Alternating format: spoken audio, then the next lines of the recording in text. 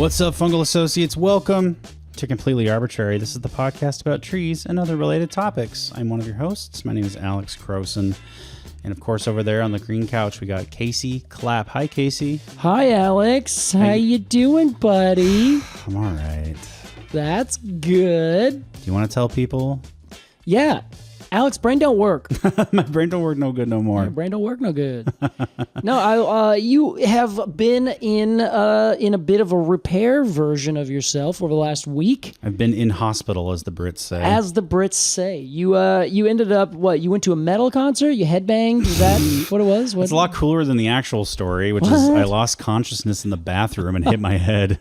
Yeah, okay. Well, yeah, maybe you're kind of right. Suffered a traumatic brain injury. Yes, that's crazy. So you somehow lost consciousness. We're not quite sure what was happening. Nope. For those of you wondering, Alex doesn't drink alcohol, so he wasn't partying too hard, passed out. You know, what's funny is like the person I was with, they found me on the bathroom floor. Yeah. And she said that the first question I asked was, did we drink alcohol tonight? Wow. And she was like, no. And I was like, when was the last time I drank alcohol? And she was like, it's been like 5.5 years. And I was like, okay, well, that's not what's happening. So that's different. But that's it did feel like that. It felt like I had like blacked out from too much booze. Yeah.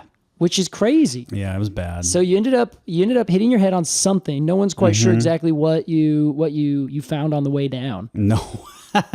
But you ended up going into the hospital, and you have the commonly understood as TBI. I got a TBI on my brain, which is crazy. I know, it sucks. Yeah. So this is for those of you who are interested in what the heck that means. Take concussion and amplify it. Make it worse. Okay. So a lot of people are familiar with what you get with like concussion symptoms, you know. And but as it goes from concussion to traumatic brain injury, everything is kind of just and made that much worse. I have bleeding and bruising on my brain, Casey. Crazy. Bifrontal contusions, I think is what they say. Man, that is just so wild. So we were all very concerned. I was very concerned because I'm like, Alex does all the editing for my podcast. I gotta pay some other rube now. Yeah, Jesus. Yeah, you're easy to replace. Let me tell you that. No, it was very much probably everyone could hear last week's episode the concern and confusion I had in my voice. Because I'm like, I don't know what to do. This is the worst fucking recording I've ever made in my life. I listened to part of it. It was good. Oh, good. Thanks. I hope you liked it. Yeah. But that was I remember when I started, I was like, I always think of Garth when Wayne walks out and Garth has to host Wayne World by himself. Yeah, what does he do? He has a fucking meltdown. Yeah, I had a meltdown. That's exactly what happened. I didn't know what to say. I didn't know where to start. Well, every time I said something, I was like, what comes next? Well, I'm back, Casey. Thank you. I don't feel good, but we're going to make today's recording happen. It is a shame that, I don't know, I don't want to let this taint these last couple episodes of our show. Yeah, sure. I don't want these to be like the episodes that are like, you can tell Alex has a fucking TBI.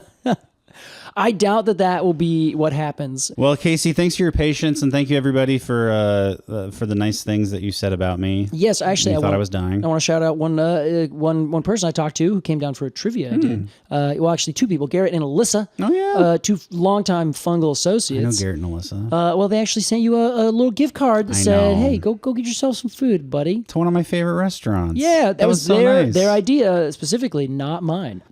Casey, you know what tiramisu goes really well with? Coffee. You know what is adjacent to coffee? Tea. What? Do you want to shout out the person who gave us this tea that we're drinking? I sure do. So I am not a big tea drinker, but I do like tea every now and then. But I know you prefer tea often more than coffee these days. Sure, yeah. So I brought over a fir forest chai. Wow. It's made by Cascadia Tea Maker. And this person, Mesquite is their name. They came up to me at a conference I was at in Idaho. Mesquite. Yes, yeah. And I was like, hey, what's going on? And actually, they said that. And then said, hey, I want to give you some tea. Can I find you later? And I was like, yeah, I'll be like bouncing around, but definitely do. And so then they came up and gave me this tea that they make themselves. Wow, I didn't know that part. Yes, great. Straight up. I don't know if it's a one-person show or what, but it's out of Eagle, Idaho. How about that? Which is just outside Boise a ways. Well, thank you, Mesquite. Yeah.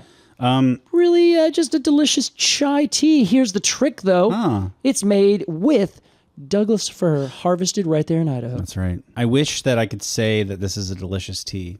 Oh. But I can't say that. I'm sure it is. Here's the review portion. Mesquite, try again. I fucking lost my sense of taste Yeah, with I my know. fucking head injury. All right, I can't taste a damn thing. I can't smell anything either. That is crazy. Isn't that so unfortunate? Okay, so give it your best. Just give it your best. Take a drink. We'll take a drink together. Hold on, we're going to do one of these. It's very good hot water. You like that hot water? Yeah. It's got a little... I get a very subtle note of something. Okay, that's good. Of tea, Yeah. I suppose. Well, this is chai in particular, so it actually has quite a few little things in it. I think the thing standing out the most is maybe the ginger, which just makes sense. Yeah. Very strong flavor. Totally, yeah. But yeah, it's great tea. Well, there you go. Thanks, Mesquite. Well, everyone go patronize that establishment. I believe they send it all over the place. Highly recommend. Lovely. And it's gonna fix Alex right up. I hope so. I need something, Case. Yeah, you do. Well, Casey, we got to talk about a tree today. Yeah, we sure Our do. second to last mainline episode. Penultimate tree of this iteration of Arbortrary completely. Wow. Incredible. I actually thought about this for a long time. About which tree we're going to talk about? Yeah. Well, it is the wild whiskey cherry. Yeah, it is. And we're going to talk about this Coca-Cola flavored named tree after a quick break. We'll be right back with Completely Arbortrary.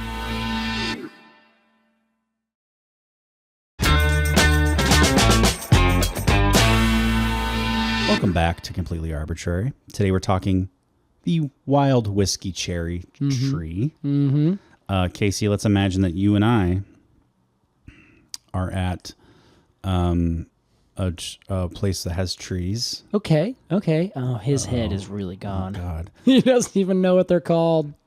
And we see one of those All right. wild whiskey cherry trees. Yes. Let's ID this tree. Maybe we're at like a Willy Wonka style Coca-Cola factory. Ooh, okay, I like that. Where they grow the trees that they make the flavors out of. Yeah. We got a bunch of Oompa Loompas running around trying to collect all those things. Yeah. That sounds great. Let's ID it. All right. Well, you're not too far off. We are basically east of the Mississippi River in North America. Okay. That is where this tree grows. A lot of you probably don't know this tree by the name Wild Whiskey Cherry, but that was by far the most fun name that I found. Oh. So that's the one that I chose. What might I know it by? You might know it as the black cherry. I know black cherry. Everyone does. Wow, cool. It is one of the most common species east of the Mississippi River. This is Prunus serotina, Prunus serotina. Now, is this where we get black cherries? This like is delicious, yummy, big black cherries? No. Okay. Sorry. Those are probably, what are those, like the Bing or Rainier cherries? One of the two? Not Rainier. Maybe Bing. I think it's Bing in that case. Yeah. So those are Microsoft cherries? Those are the Microsoft cherries. Yeah, which is, cherries versus apples. Who's going to win? Wow. Yeah, there you go. This is a big question. That's really good, Casey. Honestly, Team Cherry, for sure. So this is Prunus serotina. This is the black cherry that grows over in the forests of the east of North America. And this is not anywhere near edible in the traditional sense. Oh, yeah. It doesn't look so much like it. No. This is rather the cherry that you would be thinking of that makes black cherries that are large and tasty, like, the size of a big marble or something like that. Those are from Prunus avium, as well as another species that is probably hybridized with it every now and then. But the Prunus avium is the one that makes all the cherries that you'd have ever eaten in your life, most likely. Bird cherry. Yes. Right. Is that what its common name? Yeah, bird cherry. Other people call it the Mazard cherry or the European bird cherry. Is it because they're colonized? Seed dispersed by birds? They are. Okay. Historically. Now they're seed dispersed by people and us just spitting out the pits. Yeah.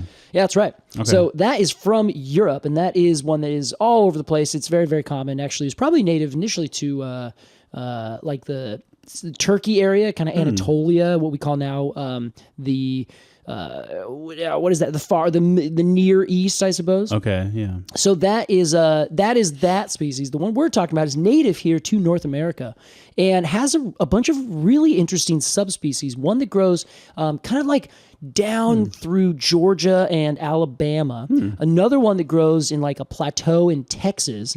Then one that grows in Arizona and West Texas, all the way down through Mexico and Guatemala. Wow. Yeah, so it's got some intense range to it. These are what did you say these were? Cultivars of this? These are subspecies or varieties. Okay, okay. And this is the one that we're talking about is going to be just the normal kind of type species for it. And that is the one that you'll find growing essentially in every forest north of Georgia and east of the Mississippi, essentially throughout the rest of North America. Once you get a little bit too far north, like into kind of upper Canada, it starts to kind of taper off. Okay. But it is just essentially everywhere else. Incredible. Yeah. I'm curious to hear more. And I'm also curious. I'm always curious to see like public opinion on these kinds of trees. Oh, they're just like so I was going to say invasive, but so ubiquitous. Almost. Ubiquitous. Thank you.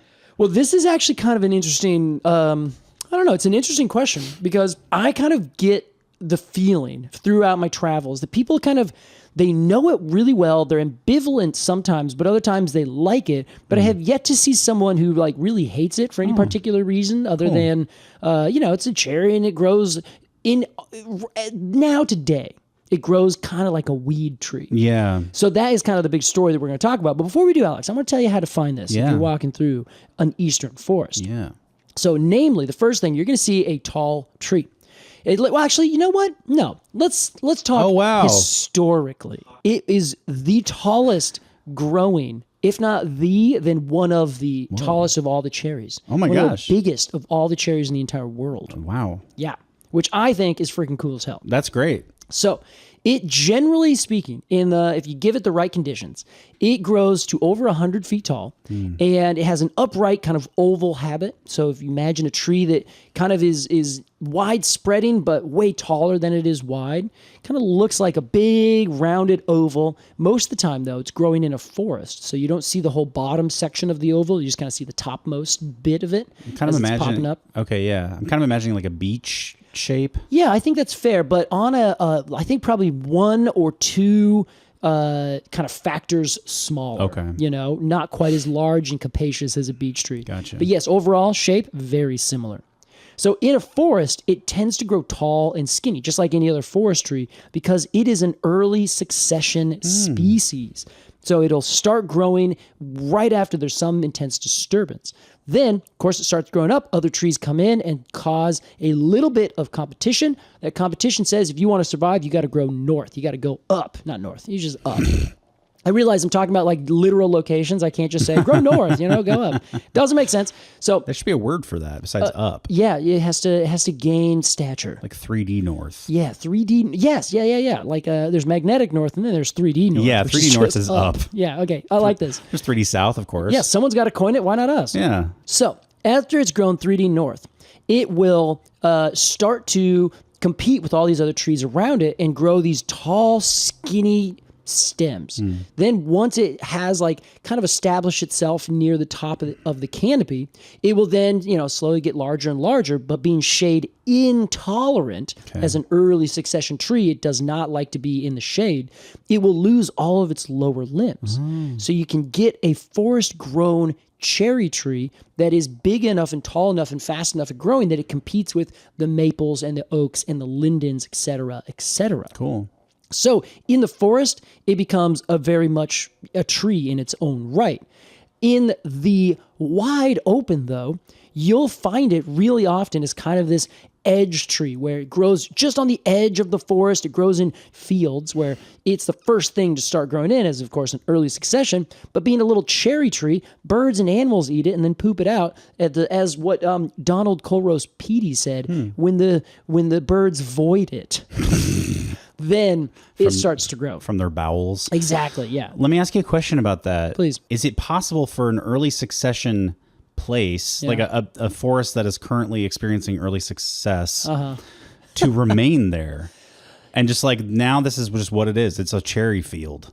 Yes. Or will it always like evolve to the next thing? It usually would evolve to the next thing. But here's the thing with these cherries in particular. They can live long enough and grow tall enough and substantial enough to where they kind of become the dominant forest tree with other dominant forest trees for a long time. Like Douglas firs are the same way, right? Exactly. They're early succession, but they're also late succession. So perfect, yes. Because they just like, they were the first ones there and they're the last ones to leave. They just persist. Yeah. So these are very similar in that regard. Cool. That's a perfect, exact explanation. How about that? So, hey, Alex on a brain injury is not too bad. Not too bad. He's crushing it. Maybe a little sad, but well, in the early succession phases, as it's growing in those fields like we're talking about, it tends to become a smaller tree, which is pretty understandable, right? There's no competition forcing it up. Sure. But it tends to be much more like scraggly, limby, much more like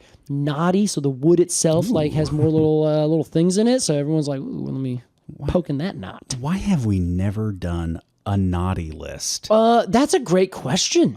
Yeah, so it turns out that if you let this tree grow and just let it become a really big old tree, it can be, like I said earlier, over 100 feet tall in a forest. And if it's a little bit more open grown, it can develop a stem larger than 6 feet in diameter. That's humongous. It's gigantic. I would never even guess looking at a tree like that it was like a cherry tree. Yeah, exactly. So it grows really well in the Allegheny kind of plateau, which is in Pennsylvania, New York, and West Virginia. And in that area in particular, it tends to grow with the sugar maple and can create sugar maple, cherry, and beech forests. Wow. And it tends to be that species in particular, our cherry here, it doesn't have very... And it turns out that the cherry species, it has the same thing that every other cherry seed has in it, that little arsenic or cyanide, rather. Oh, sure. So that is what gives the almond kind of flavor and smell to like cherry wood if you ever cut it or something like that, or if you crush the leaves of a cherry. Interesting. It's like a terpene or whatever? Yeah. It's just one of those chemicals that the tree produces so that things don't eat it. Yeah. So it turns out that as this tree is growing up, the deer in this area will eat everything else first because they don't want to eat the bitter, awful cherry foliage. So then those cherries grow up and they become the dominant thing. So they ended up kind of becoming like this intense forest tree in this area because they got rid of like coyotes and bears and other things that would eat the deer. Yeah. And then now the deer have exploded in population and they actually produce more cherry forests because they preferentially leave those species. Wild. Isn't that fun? That's very fun. Well, let's zoom in a little. Yeah, let's get into these things. Let's talk about some leaves. So the leaves, they're alternate. They are simple, oblong, obovate-ish, not quite obovate, not quite ovate, somewhere in the middle. And they're about 2 to 5 inches long, about 1 to 2 inches wide. So not really like nothing fancy about these leaves. And they're simple? They're simple. They are not extraordinary. They got a little bit of a acuminate pointed tip on them. They have a wedge-shaped base. Pretty standard leaf. I like their margin. Yeah, with it's a like little a teeny soft tiny serration. It's really soft, right? Like a little rounded serration. Exactly. Yeah.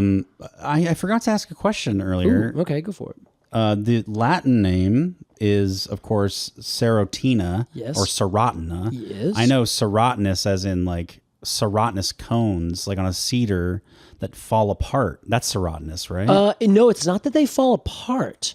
It's that they will stay on the tree until fire opens them up. Oh. So a little bit different than that. Okay. The specific epithet for our species, actually, instead of meaning that it is the cone kind of stays tight for a long time, this is in relation to the fruit ripening later in the season than other cherries. Oh. So it means late. Oh. So in the sense of cones, it means they're late to open because they're waiting for a fire. Okay. In this case, they're late to open because they actually bloom a little bit later than other cherries too. That's great. That's like a double fact. Yeah. Like I learned both that serotinous does not mean to fall apart, but to stay on. Exactly. The opposite, sort of. If it falls apart, then that is called dehiscent. Oh, fuck. I knew that. Yeah, you did. I just didn't want... I'm sorry. I always mix up those two things. They're hard to keep track of. Serotinous is when it stays on the tree for a long time. Yes, or rather just stays closed.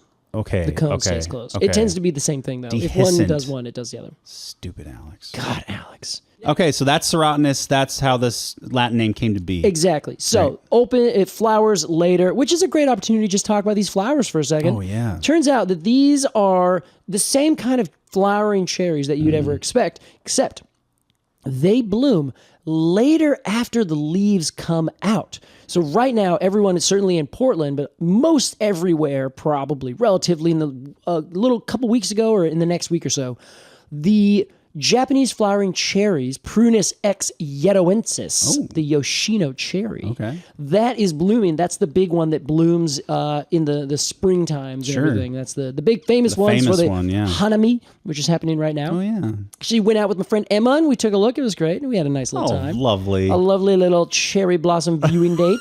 That was great. Oh, man. So this is not that cherry. Okay. This is a cherry that says, why don't you put those leaves out first? Okay, now I'm going to come out. It makes weird sense. It makes opposite of sense. It does not make sense. It does not make sense, yes, Alex, unless you consider that the leaves make the energy. So anytime a plant is producing the flowers before the foliage comes on, then it is using stored energy to say, "Zah," and push out all of these leaves. The idea, flowers. Yes. Oh my God. The idea being, I don't want anything to get in the way of my pollination. Yeah. Don't put leaves on me yet. Uh-huh. I have to get these flowers out so the bees and things can come eat my nectar. Exactly. And pollinate my other flowers. Yeah. Exactly. So that leaves getting in the way. So, exactly. You don't but want they're leaves getting in the using leaves as like energy to eventually put the flowers out. Yes. So what happens, this actually has a lot to do with wood. Remember we talked about deciduous trees versus evergreen and how the pipes are made? So like you have different ring porous, diffuse porous things. I do remember this. So if you're a deciduous tree and you put out like your flowers first or something like that, oftentimes you actually use a bunch of stored energy to put in big pipes, then you put out your flowers and your foliage really intensely. Wow. And you are then putting on small pipes afterwards because big pipes, more efficient, more likely to cavitate, to crash if they lose water. Okay. So they move a lot of water really fast, but they're more likely to fail. So then in the late season, when water becomes more of an issue, they make smaller pipes. Don't move as much water, but they do make it so that you're a little bit more tough. You don't cavitate. You don't lose your water pressure near as much. And then they decommission those bigger pipes? Yeah, or sometimes they actually fix them every now and then. Whoa. Now, that means that they put on that new extra ring of wood, then they put out their leaves. Okay. There are other trees that do it exactly opposite, where they put out their new growth, then they put out their rings. Okay. So anyway, with some trees, probably with our Prunus serotina, it probably doesn't put on such big ring porous kind of rings. It probably puts on a little bit less, so it doesn't. It kind of modulates how much water it's using, so it can put out its leaves first, then its flowers second. Wow, that's so weird. I always love thinking about like I think you. Well, I don't think. I know that you proposed this idea to me that was like budget. It's all about budget. Yes. Yeah. And like totally. however a tree can get to its end goal using its budget, that's fine. You know, like there's no set process. Like for every rule, there is an exception. Yeah. Definitely. I just think that's so interesting. And they all seem to like crush it. They all do a really good job so proud of like them. figuring that out. Yeah, you should be. I am too. Trees are great. Now here's the other thing. Wow. Wait, he's just realizing this? Man, if you have a friend who doesn't have a good relationship with trees, just hit him in the head. Watch him start to love them. You know John Waters, the film director? No. He's just a weirdo creep, but also lovely. He made a bunch of weird movies, and he said once, if you go home with somebody and they don't have books on their shelves, do not fuck them. Wow. I kind of feel the same way about trees. If you're dating someone and they don't give a shit about trees, there's something wrong. You need to go. There's some link that needs to be connected before you can date them. Agreed entirely. Yeah. All right. Well, here's the thing. Even with that budget idea, Alex, it then transitions into these little teeny tiny cherries where they do not put a lot of effort into their cherries. Yeah. They're bitter. Yeah. They're very small. They start bright red and turn very dark black, hence the name. And they are like not even the size of peas, or about the size. They don't look yummy. They're teeny tiny. Do birds like them? Birds love them. Birds absolutely eat them up and then just take them all over the place. Well, that's great then. Yeah, so very popular for some people that are birds, not popular for some people who are bipedal apes. Okay. Yeah. So Big Bird would probably like these. Big Bird would like these. I think He's so. kind Yeah. of a bipedal big bird. Big Bird. I think Big Bird would be into this. It's yeah, in I his think name. So. Yeah. Okay. Yeah, but other, the Cookie Monster? No, not into it. Well, there's only one thing he really cares about. Exactly, and he knows that it is not that dumb cherry right there. No. So this is. We didn't really talk about the structure of the flowers. They're like a raceme. Yes, I should have said that. Yeah, that's right. Yeah, we kind of just skipped over it. They are in fives, like everything in the rose family. So 5 petals, 5 stamen, 5 all that stuff.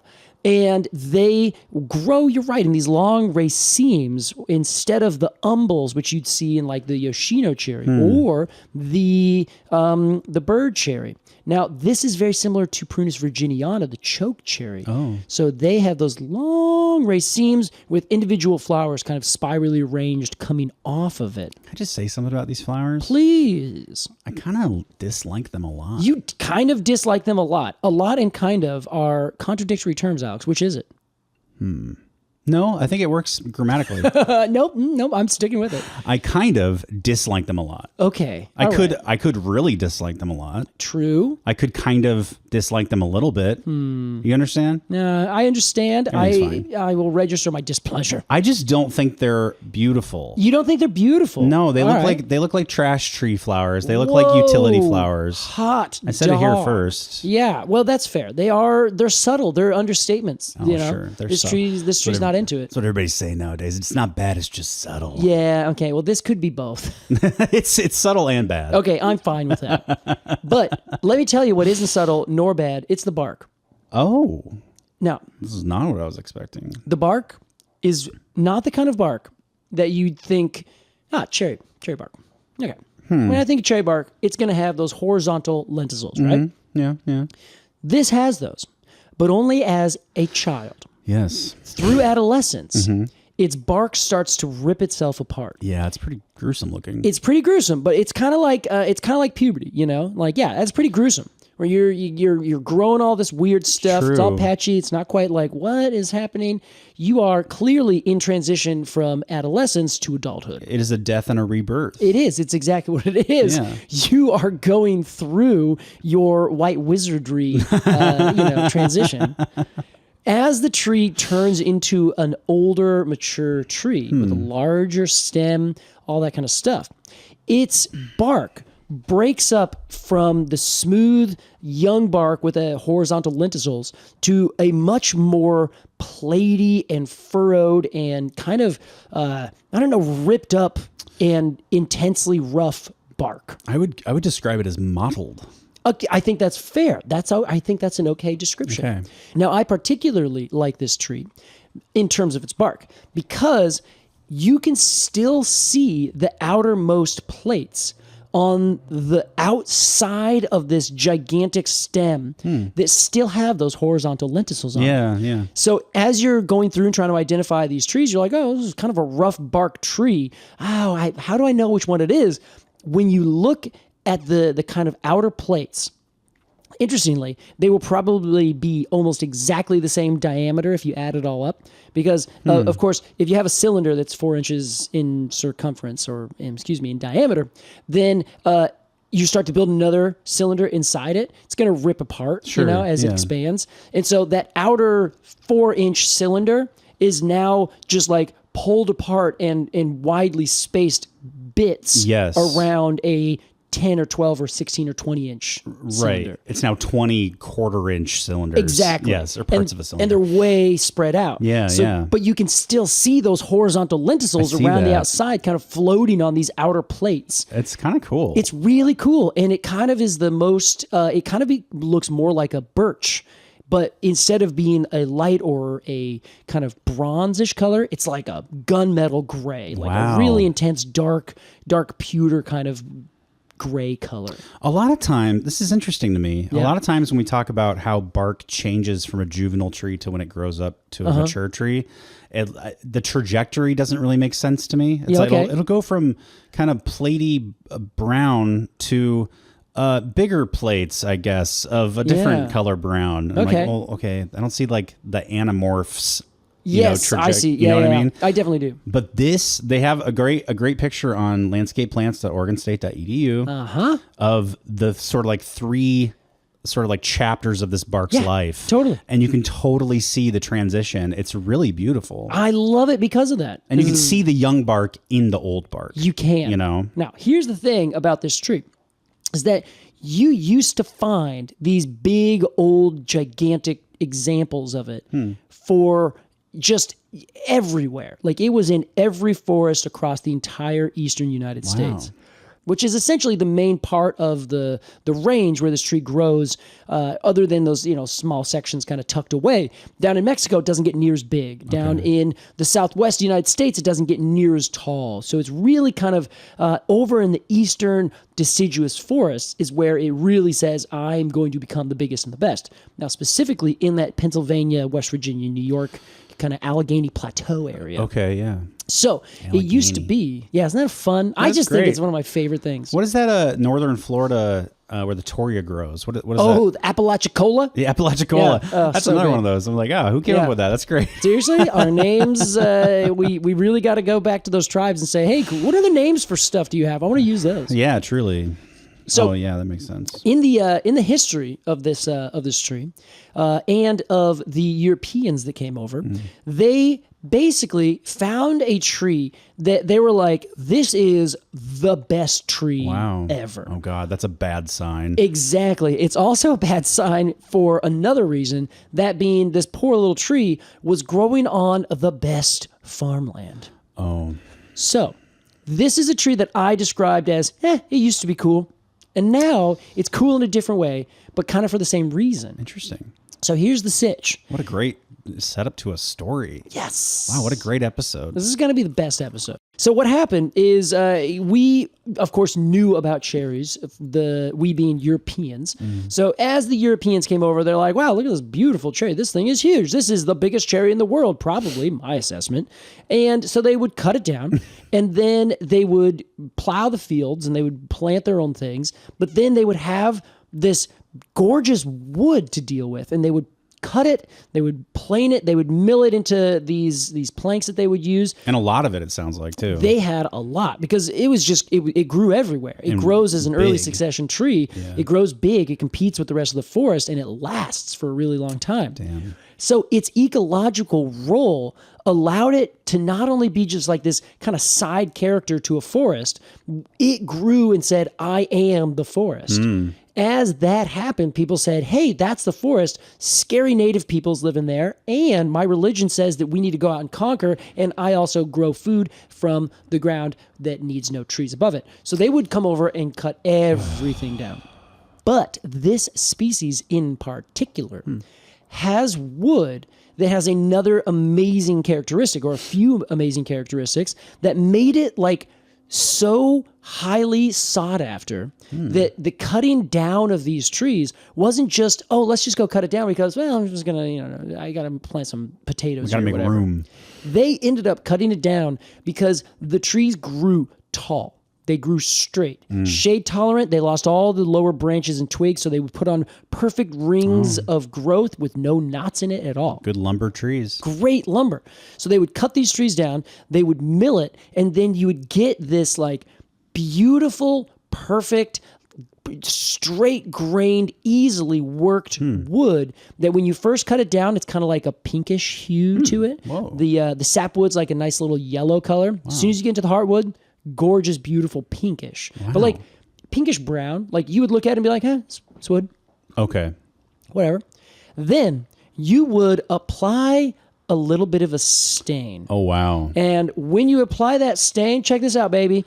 You go, what? Yeah. Oh, what? What? Casey is showing me wooddatabase.com. That's right. Go to it, people. The black cherry page, and they have a little, I love these. What are these called? It's like a little slider. Yeah, you like slide this little thing over a photograph of the wood, and it turns it from stained into not stained and stained into not stained. It's so cool. It's simply gorgeous wood both ways, but when you stain it, oh my God, does it pop? Yeah, it is so beautiful. God, it reminds me of caramel.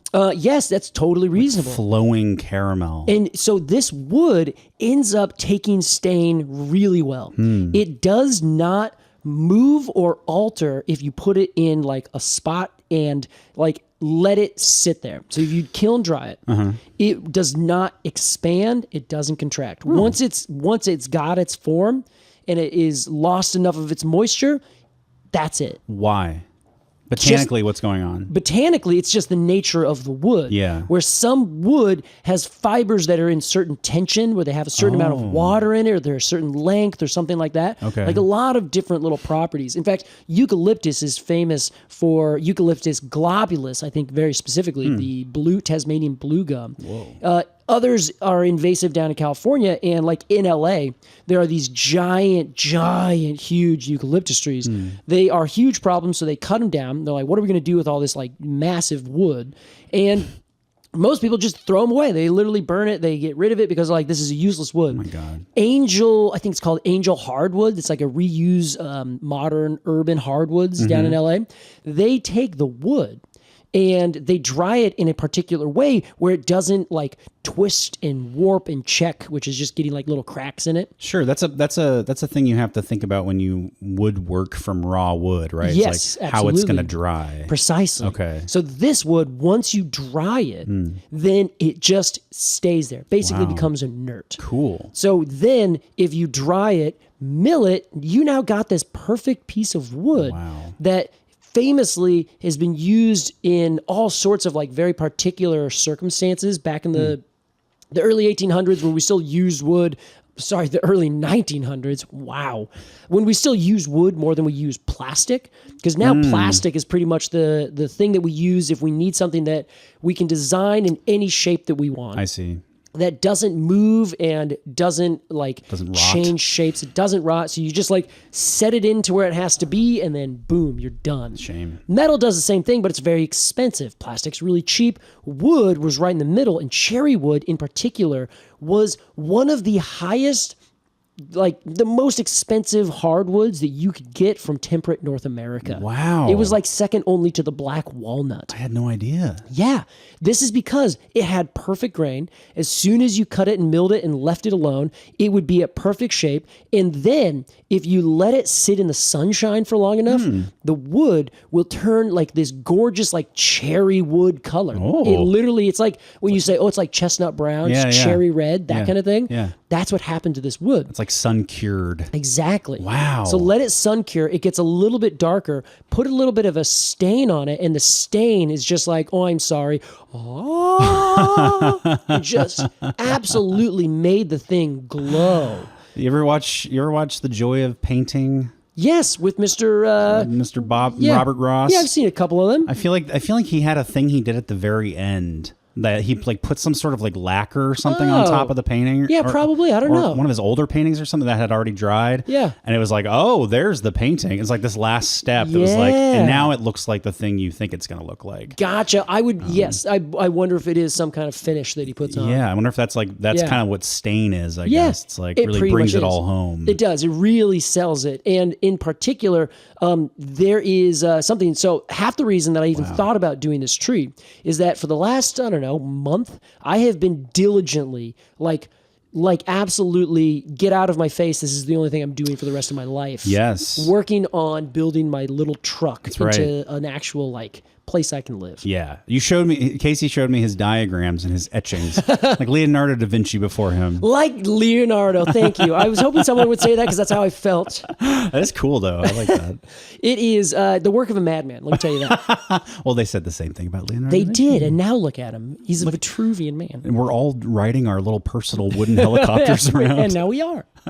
So this, I ended up going to Woodcrafters, this wonderful store that's actually just down the street from where you live. Wood what? It's called Woodcrafters. Oh, I think you said wood crap. No, I was like, that's actually a brilliant name for like a reused place. Totally like, right. Just some wood crap. Yeah, you just go over there and it's like, oh man, this is a treasure trove. That's amazing. All right, Woodcrafters. Woodcrafters, yeah. Okay. They actually don't have a lot of second-hand wood. That would be a couple other places around town. Sure.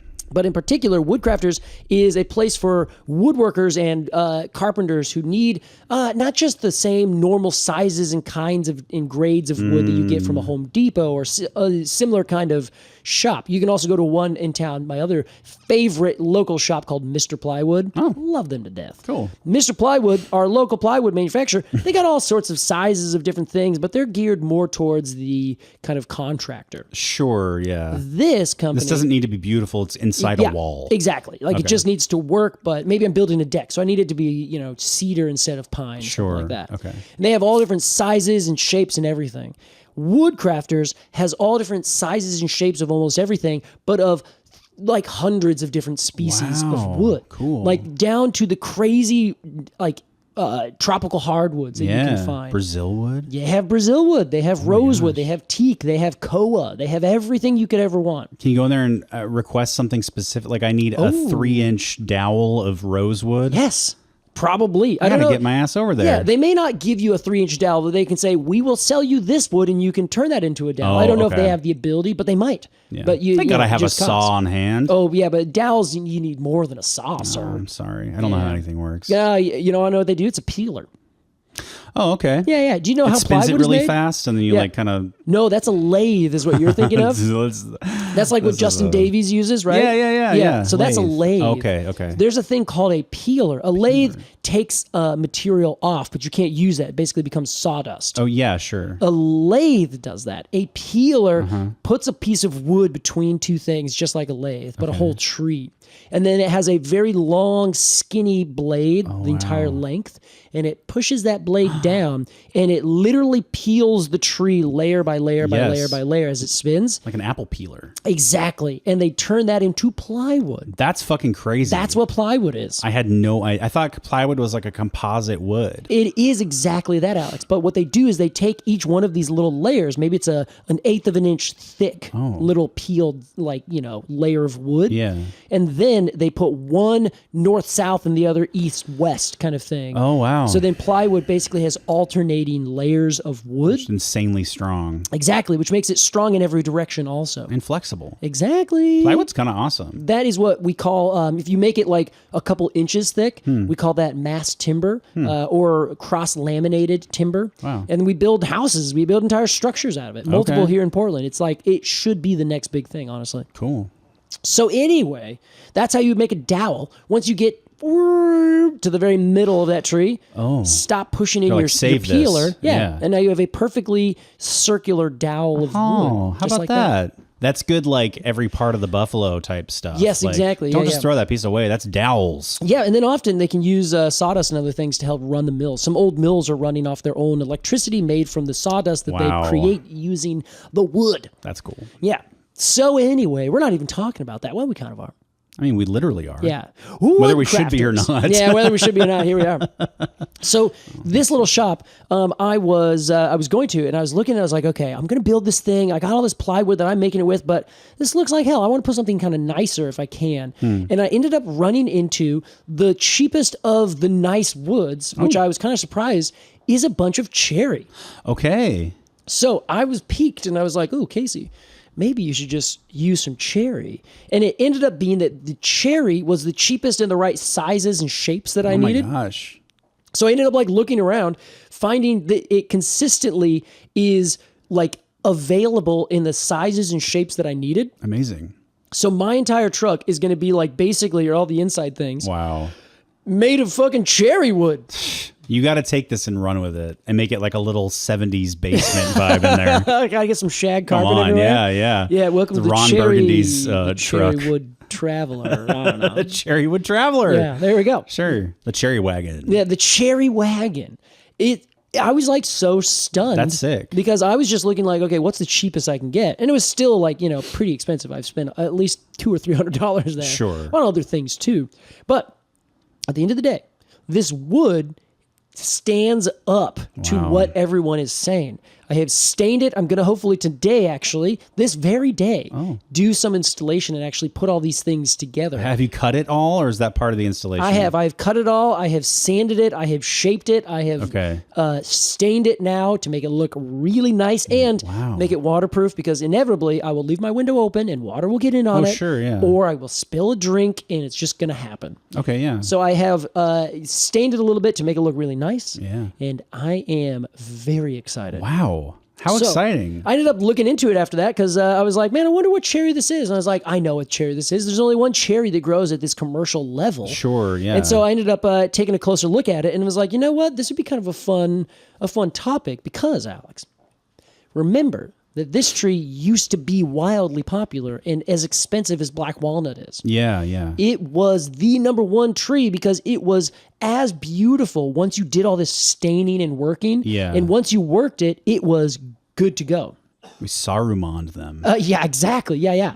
The other thing is we high-graded the shit out of other forests. High-graded? Yes, this is a term for when you go into a forest and instead of logging everything, you only take the best. And you take them, you go in, you say, oh, that one, and that one. Those ones are going to make all the money I need to make it worth my time to go cut down these trees. And then you leave the rest of the forest, but it's like worth much less because there's not like a bunch of great trees growing up, right? You left the shit to fill up the rest of the forest. That makes good financial sense. It does. Just take the stuff that's going to make you money and don't waste money cutting down the shit that's not going to make you money. True, but it's very short term is the problem. Because now you're letting these less than beautiful, perfect trees grow to maturity, and now when you go through and you have to cut them, or you're looking to make more money off of your forest and get some more products, you've just let the less than great products take over. If we are lumber barons, yes, we don't give a shit about that. Exactly. So that's what they did way back then, right? Yeah. So they would end up cutting all of the biggest and the best trees around. Damn. We now don't have as much as we used to, or if we do, it's grown in certain plantation areas, and so it doesn't get quite as big all the time. Okay. So we don't have as much heartwood as we used to.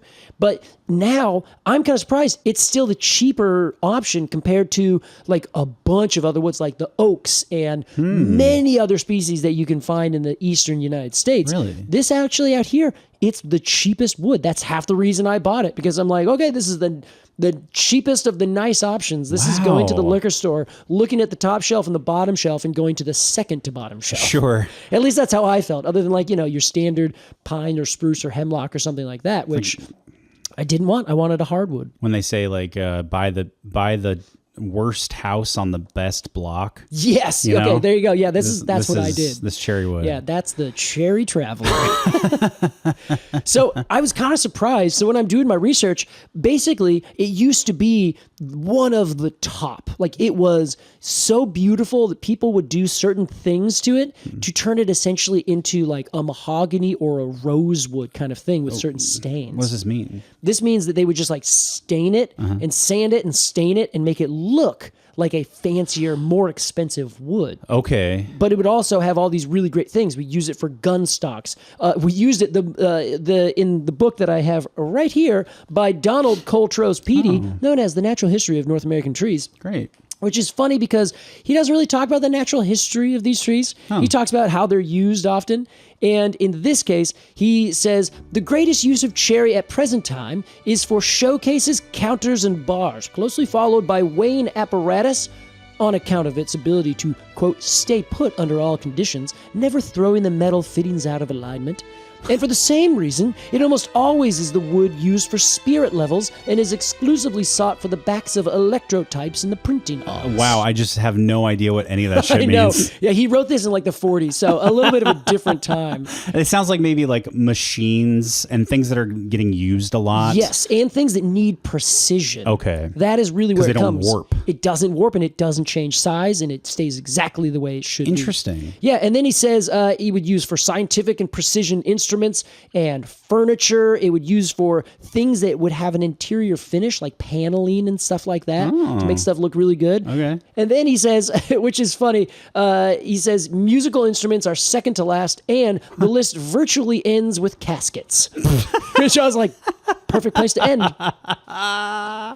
Wow, I that sounds like a great book. Honestly, it's beautiful. This is one of the most best writings about wood and about trees, because he essentially is like writing a love note to like hundreds of species across the country. Wow. Yeah, really cool. Kind of one of my inspirations, actually. No kidding. Yeah, I haven't read what's through his it name all. again? This is Donald Kohlroas Petey. This is a wood, Alex, that historically was at the top of its game in like the late 1800s, early 1900s. Yeah. Then slowly but surely, we cut them all down. We found other options that work just as well. We also expanded our horizons to use woods that grow down in the tropics. Those aren't as expensive to push up here anymore. And because we cut them down, now they're just kind of relegated to the shit that comes out of the back end of a bird who void them out on the side of a fence or something. So now our cherries are just on the edges of forest, growing out in crooked little limby bits. They are sitting next to the fence lines and the hedgerows where no one cares about them and no one's looking to cut them down. No one's even giving them the opportunity to grow into big trees anymore. You know what? I admire your passion. Mine? Yes. Thank you. And I was gonna say, God, it sounds like these trees deserve better. But maybe this is the better that they deserve. It might be. Is to not have the Sauron's eye of commercialism like following them everywhere they go. Man, there is an example that like is in my brain, but I can't think of it, of like what this would be like. But imagine like this group that used to be honored and venerated and powerful, and like everyone loved them. They were the best. They were the bee's knees. Okay. And now they're just kind of like these weird, like, what are you doing over there? Like these kind of shadow lurking creatures that are just on the side that aren't Masons like, or something. Exactly. But like they're not controlling the society like the Masons are. It was just, I don't know. It feels like one of these things that used to be so much more venerated, but now, no one really cares. That's interesting to me. I also found it interesting you saying that they would work it and stain it to make it look like other woods. Yes. And then I'm like, well, but it's still this wood. Oh, like yeah. They're getting that beauty out of this wood. Well, the reason that they would do that is because they basically want to say, this is mahogany. So it was like a scam kind of thing. I wouldn't quite say scam. Okay. But they would like mess with it enough to where if someone's like, well, I can't afford mahogany, they could say, well, get cherry and do this to it. Mahogany style wood. Yes, exactly. Do you want to know what they say that? Yeah. Okay, this is this is from Gibson and Maxwell, American Forest Trees, as written by as quoted by Mr. Petey. A well-known and perfect method of making cherry look like mahogany is to have the wood rubbed with diluted nitric acid, which prepares it for the materials subsequently to be applied. Afterwards, to a filtered mixture of 1.5 ounces of dragon's blood dissolved in a pint of spirit of wine is added 1/3 that quantity of carbonate of soda, the whole constituting a very thin liquid which is applied to the wood with a soft brush. This process is repeated at short intervals until the wood assumes the external appearance of mahogany. Okay. This just sounds like how to cover up a murder or something. I know, but also like normal dragon's blood. What is that Socotra sap? I have what is dragon's no clue. blood? I thought about looking it up, and I was like, Casey, don't go to Google and say what is dragon's blood. So maybe it is, and maybe I'll have to go to Gibson and Maxwell. But this is from the 40s. That's probably written from the early 1900s or late 1800s. When like they that believed in specific dragons. thing. Yeah. When they believed in dragons. So I have no idea what dragon's blood is in this context. Wow, very interesting. Yeah, maybe during our break I'll Google it and I'll update you afterwards. Yeah. All right. Well, that was the fucking black cherry, aka give me a second. The wild whiskey cherry. That is it. Wow. Well, Casey, save it for your review, my man. Okay. We're going to give those when we come back from our break. Presently, we'll be right back with Completely Arbortrary.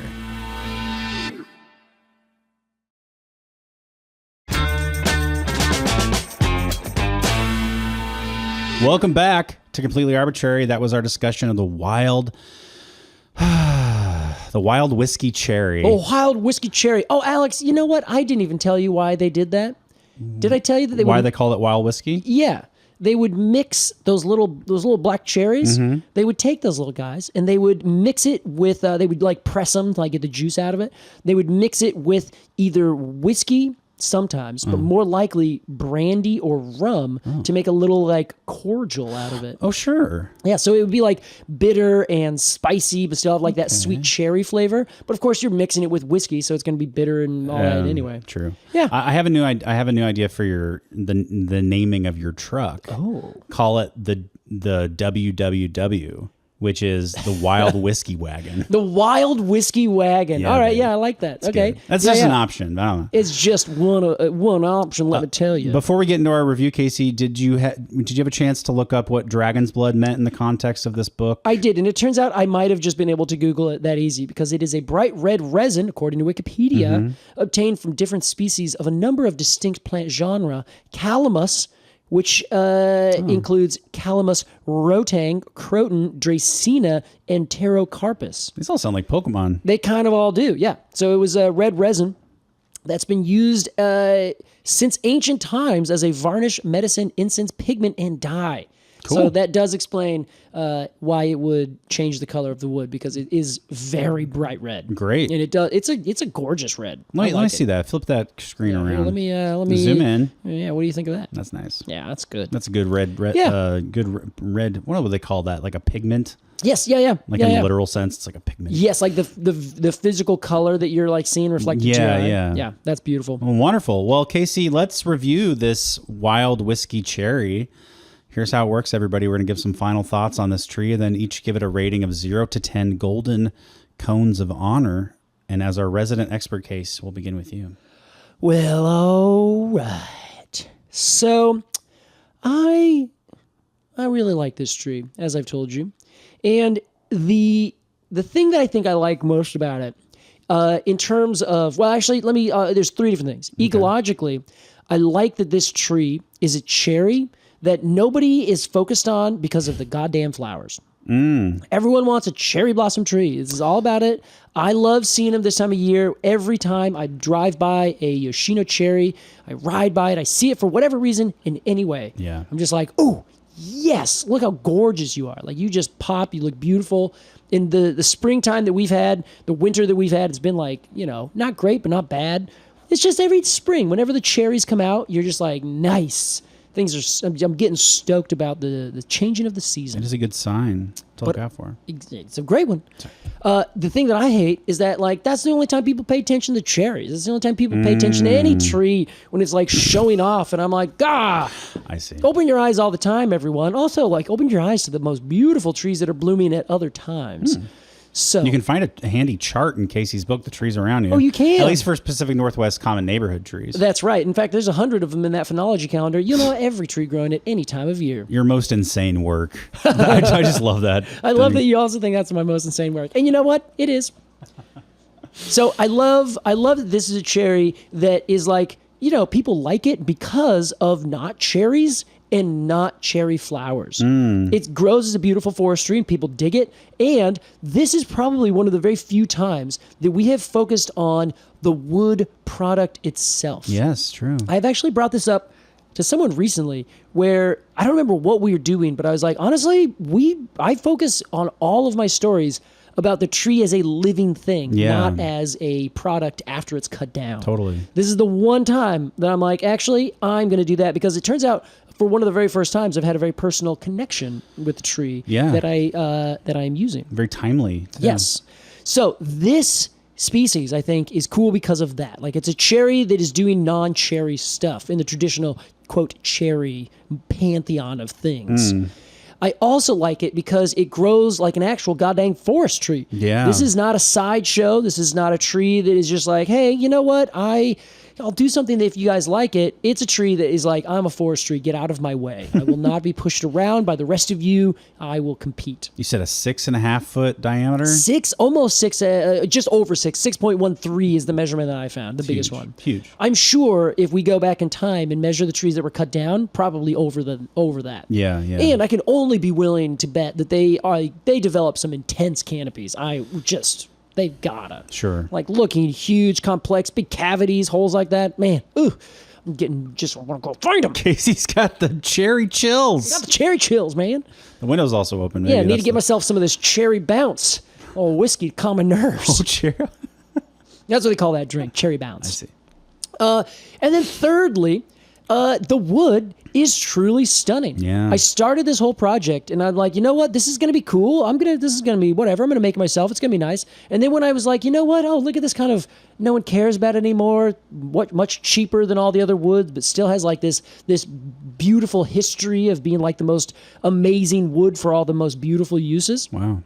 So I ended up getting it and I have done the work to make it look and feel really nice. And I'm like, damn, Casey, this is gonna look good. Like I'm even like stoked about like what this is gonna look like. I will update you when I figure it all out. Please, I want to come over and see it. Drive it over here. I will. When it's done, I will. Yeah. So I'm just like, I think I'm gonna give this tree a 9.5. Oh my gosh. Because I just think it's awesome. And it hits all the things, including having like this kind of understatement of, I used to be cool, I'm not anymore, and I'm okay with that. And that makes it really cool. That makes it really cool. Like, I want to go hang out with it and be like, hey, can you sign my book? And it'll be like, nah. As it drinks its whiskey bounce. Yeah, exactly. It's like, it's already drunk. It's 9:30 in the morning. You're so cool. You're so Gen X. Yeah, Gen X. Oh, yeah, because Gen Z, they don't drink anything anymore. God damn it, kids. Just have a beer. I feel like it's very Gen X to be drunk at 10 a.m. Yeah, yeah, I think so. Yeah. Yeah, you know what? If you're a Gen Xer and you're not drunk by 10 a.m., just get out of it. Who even are you? Yeah, you got to join a different generation. They say you got to join a gym. You got to join a gym. Well, 9.5 is incredible. I made it a 9.5. Well done. I can't go much further than that because, I have my own limitations. No cone, obviously. That's true, yeah. Well, great. I listen. Where are you at, Alex? I don't have a lot of, emotional attachment to this tree before today. You knocked all of your emotions right out. That's true. I'm much like Spock. Beep, boop, bop, boop, boop. This tree is fine. Classic Spock line. Yep, well, I definitely watched Star Trek. Captain, beep, boop, bop, boop, beep. My God, Spock, why didn't you say something earlier? However, since I also don't, I'm not a huge wood guy. Yeah. My interest in trees lie elsewhere, I think, okay. usually. Yes. We started talking about this wood. I was like, damn, this is some gorgeous ass wood. Yeah. And I think it's really interesting that it's, it was so popular and then it lost popularity, not because people didn't like it anymore, but because there were other more economical options or options that made more sense, logistically, maybe. Just fashionably, sure. We don't build wood paneled streetcars anymore. Which is a damn shame. It's a damn shame. The Max should be Streetcar Named Desire. It should be, yeah. The wood is fucking gorgeous, and I like learning about these things because it's kind of a blind spot for me. Yeah, right. Like you said, we focus a lot on the tree as a living thing and less as a corpse commodity. Exactly. Although I have kind of maybe a new perspective on this, which is that I think if you make something out of wood from a tree, it kind of lives on forever. Yeah, I think it's fair. Maybe it's not technically alive, like a tree is technically alive. Yeah, but I don't know. It's that's great. And treat it with respect, and I don't know. I love wooden things. I do as well. Totally. It's like a veneration for it, Totally, yeah. It's like if you kill something just to take the top of it and you leave the rest to just decay, you don't really honor that life. Totally, yeah. This would be honoring that life with a lot of, passion and care. And I know, yeah. Use. And use a fucking coaster when you put your coffee cup on my goddamn handmade coffee table. Listen, that was a living cherry at some point. Oh my God. I think that's cool, and that's kind of how I'm thinking about it now. As a tree, though, it doesn't have a lot going for it for me personally. Okay. I think it's cool that it's big. I've never even imagined a cherry that big. Yeah. But also, its cherries are tart little gross things. Yeah, this is not the fruit that Alex likes. This is not fun. And I think the bark, ironically, today's a day of firsts. The bark is my favorite part of the tree anatomically. Yes. I think it's great. Honestly, that doesn't surprise me. I mean, you're a bark guy. I guess I am now a bark guy. Woof woof. And I got to give this tree I'll say this. I'm going to go to the wood database here and check its Janka hardness. Yeah, baby. There which you is go. 950 pounds, whatever that means. Pound feet. Pound feet, which is actually quite low. So I'm going to give it a 9.50 Wow. cones of honor. No way. Per pound feet. All right. Well, hey, we're matched at 9.5. Yeah, we are. That's really surprising. How's that? Good for this tree. That's Good amazing. for the Prunus serotina. I'm so proud of it. Out of nowhere. Out of nowhere. A great tree and a great story. What a beautiful penultimate version. So now this is you're using a guitar this time.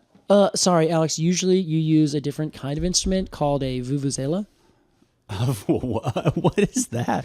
That's the Brazilian soccer horn. Exactly, yeah. So, no, you usually use a melodica. That is true, Casey. However, I don't know where it is, and my head hurts, and I don't feel like looking for it. But this guitar is hanging right on the wall. Yeah, baby. So because we both gave this wild whiskey cherry a 9 or above, it is officially inducted into the Golden Arboretum of Honor. And with that, we say, we honor you.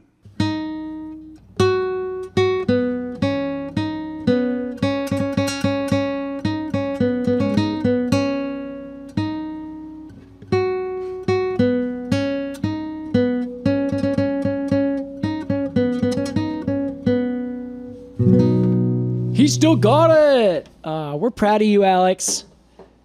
Ow. I'm curious how your music will respond to your newfound your injury. I asked my doctors. Yeah. Will this affect my musical ability? I asked my doctors about music. Ask your doctor about playing the guitar. And they all seemed, I don't know, everybody seemed really rude about it. They were like, I don't think it should, no. They seemed rude? Yeah, I was like, that's not a crazy Stop question. asking me your questions. Maybe I was really sensitive because, Yeah. But yeah, congratulations. Incredible. To this black cherry. I cannot remember the other name consistently, so I'm going to call it the black cherry. That's exactly what you should. Casey, it's time for our Completely Arbortrary AMA. Let's do it. So if you want to support this podcast and ask questions and get cool cone stickers every month, become a Treemium member at arbitrarypod.supercast.com. And this week we got one from Johnny. Also, I should make a quick note. I'll just go through and answer all those questions. We're going to do it. Oh, yeah. We'll do an extra episode. Let's see, like, nice little Q&A. That's the right thing to do. Yeah. So you ask those questions, people. Don't you hold back. Oh, my gosh, Casey. Don't you hold back. He's very passionate about AMAs. Here's what Johnny says. When fallen trees are submerged in water and an anoxic environment, define anoxic, It has no oxygen. their wood is preserved and, from what I understand, mineralized. The minerals impregnate the wood, I suppose. Wow. Yeah. This wood is usually desirable for construction or art and is strong and characteristically figured. Are there trees that grow in areas of excess minerals that in turn impregnate their wood with the surplus? And would heavy metals become part of the wood? What are the best trees for bioremediation? Wow. Okay, big question at the end. Let's start with the third one. Okay. There's lots, and it depends on what you're trying to do. So sometimes bioremediation could be as easy as planting an alder, letting that alder put nitrogen in the soil, or a legume that does a similar thing. Okay. But generally speaking, it's taking something out of the soil and kind of remediating whatever bad chemicals or heavy metals are in there. It's like fixing nitrogen. Is that what that is? That would be the nitrogen, yeah. But nitrogen is good for the soil. Exactly, yes. But if you have bioremediation, kind of taking a step back, basically it is the using plants and the ecosystems that are around them to remediate soil from some issue. Most of the time it's contamination by something. Okay. So what happens sometimes is the trees will take up from the soil through their roots and their process of taking up dissolved minerals into their wood, and they will actually create themselves like a higher concentration of nickel or arsenic or whatever it is. I don't think it's arsenic, but like some chemical, some element in their wood. In the wood. That then changes not necessarily the chemistry of the wood, but it can often just be in it. So if you go and test it, you're like, well, there's way more nickel in this wood than in a tree that's not growing there. Can you see it? Are there like veins of nickel? Not in this species, but you can in some others. Cool. So like famously, some species down in the tropics will put a lot of different weird chemicals in their wood to help keep different insects and decay fungus away. And there's one, I can't remember the species off the top of my head, but there's probably a few that actually will damage your chainsaws if you're cutting into it. Wow. Because they take up so much silica, which is another element that is, basically all soil is made of silica of some kind. Okay. But these trees will not just go around it, they will absorb it into their wood. And so their wood basically has grains of literal rocks in them. Neat. So then it dulls your chainsaw a lot quicker. Cool. So there are some that do that and will uptake it. But generally speaking, the trees themselves, they'll take up a little bit and they'll put it into their leaves, and then their leaves will fall, and then something will eat that, and then it kind of becomes less of an issue. But it's a really intense process, takes a really long time. Okay. And often it doesn't necessarily get rid of the chemicals, but it might put them into a different form. I was going to say, like, they're still there. You can't destroy them completely. Exactly. So it's as Einstein once said, for matter, or wait, is it energy or something, cannot be destroyed. It simply can be changed. He's right. But he said it in like an Austrian accent. Yeah, you did a great job of whatever that was. Yes, exactly. You can't necessarily get rid of it, but it does remediate the soil where if there is, a certain one kind of chemical, then some plants can take it and break it apart, or fungi does that also, where it takes it apart, turns it into a more innocuous kind of chemical component of the soil. I see. So sometimes it can happen. What was the very first question? Are there trees that grow in areas of excess minerals that in turn impregnate their wood with the surplus? We kind of talked about that. We kind of did, yeah. A lot of those are in tropical trees, but most of the time it's more that the trees can grow in a place that has these chemicals that does not kill the tree. So they basically grow an adaptation to grow in a really otherwise poisonous soil. What's an example? Ultramafic soils is a great example. Okay. Those are those that are in like the Siskiyous. We call them serpentine, not turpentine. Oh my God. Serpentine. Yeah, that is one. A lot of nickel in that rock.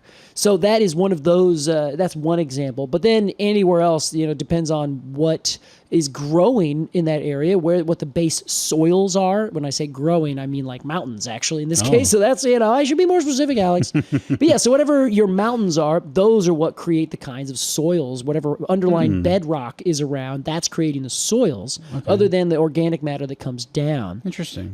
So then there's like other places that have like mine tailings, so like bits of mine. It's been like the water and the refuse that they throw down in the earth to get all the minerals and whatever they're mining for.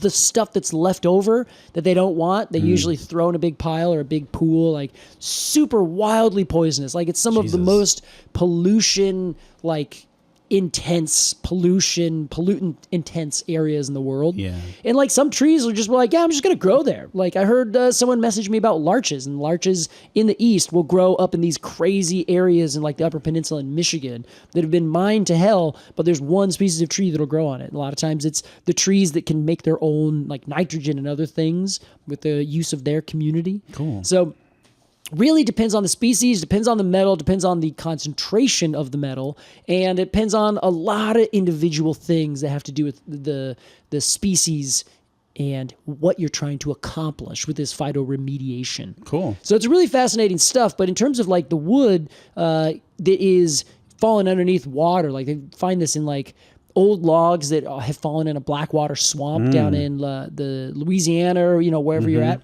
in the southeast mostly. And those, you get a lot of old, like, bald cypress, falls over in a hurricane, is underneath water, already decay-resistant trees, but then it's underneath this nutrient-rich water that's just kind of sitting there. In an anoxic environment, there's no oxygen, so there's not going to be other organisms that are actually going and numb down and eat the wood itself. So it just sits there. It just sits there. Often it actually goes down into the bed, the mud at the bottom gets covered in sediment. That's really what gets rid of the oxygen, because there's oxygen in water. It's what fish use to live. It's dissolved. So if you go down even deeper, get covered by sediment, that's when there's even less oxygen. Those, slowly but surely, the silica and other different chemicals will leach themselves into the wood. Then let that live like that for long enough, then it actually becomes a fossil, and then each individual particle of wood itself has been turned into actual rock. But then, of course, you're going to have to go listen to our old episode on the rainbow wood for more on that. Which is coming up, honestly. It is, yes. We're coming around round 2. Yeah, a little secret here, everyone. Yeah. I was gonna say I've got a chunk of fossilized tree right on my shelf here. Yes, you do. So that is what happens with that, but it's a whole complicated thing. Ideally, one day we'll be able to talk about that, but not today. It sounds more complicated than I was hoping. If that makes sense. No, it's okay. I had this idea that like if you chop down a tree on a mountain of copper, that there would be like copper veins running through the wood, but it's really not that, and that's okay. Right. Sometimes, that's a cool idea. Sometimes you can't get different lines or rings in a tree just because that's when they're putting on the growth. But that's pretty much it. Not a whole lot. Well, thanks for your question, Johnny. It's a good one. And like we said, if you have a question for us or want to support the podcast, become a Premium member at arbitrarypod.supercast.com, and you should definitely. Oh, Alex, he's broken. You gotta sometimes hit him in the head when he does that. Sorry, I spocked out for a second. He was like a broken record. You should join the Cone Club. Speaking of broken records, join the Cone Club. Speaking of broken records, join the Cone. Oh shit! Gosh. We gotta end it here. He's broken. Arbitrarypod.supercast.com is where you do that. Casey, Clapp. Alex, I'm happy that you're back. Thanks. And you're feeling better. I do feel pretty good. I was feeling really good when we were sitting here, and then I got up to get my guitar. Oh. And I shook up the sediment in my brain, and that's when I started feling not so good. All right. Well, don't get up from here on out. But I don't want this to become a thing that's like, oh, Alex won't stop talking about his TBI. Just like, we can move on from it. You know all right, what I mean? Sounds good. If I bring it up by myself, though, that means I'm ready to talk about it. Then we can do it. Yes. I can't bring it up. No, you can bring it up. All right, I'm not going to bring it up. You can bring it up. Okay, if someone else brings it up. Yeah, don't come to a live show and be like, can you tell us more about your brain injury? Alex, is your head okay? You shut the fuck up. Call security on your ass. But we just have one final mainline episode of this era of Completely Arbitrary, everybody. Mm-hmm. And it's going to be a good one. And we'll see you for that next week. Bye-bye. See you guys.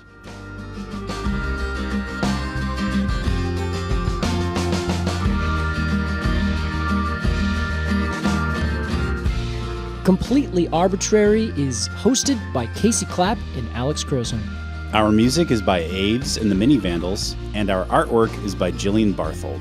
To support the podcast and get rewards in return, become a Premium member at arbitrarypod.supercast.com. Thanks for listening.